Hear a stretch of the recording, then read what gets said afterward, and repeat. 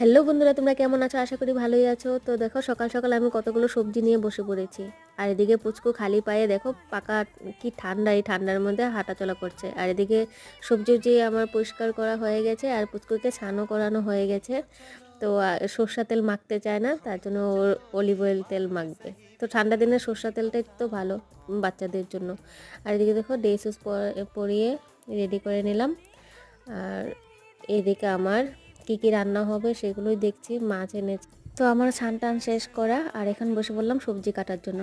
তো সবজি আমি কি মাছ দিয়ে কি রান্না করব সেটাই আমি বুঝে পাচ্ছি না। আর এদিকে দেখো পুচকুর সাথে কথা বলতে বলতে আমার কড়াইটাই পুড়ে গেল। তো আমার রান্না বান্না কমপ্লিট, আর আমি বাসন টাসন দিয়ে তো খেতে এসে পড়েছে। আগেই তাড়াতাড়ি করলাম, ভাতটা বেড়ে নিলাম, ওকে খাওয়া দিয়ে পুচকুকে খাইয়ে দিব।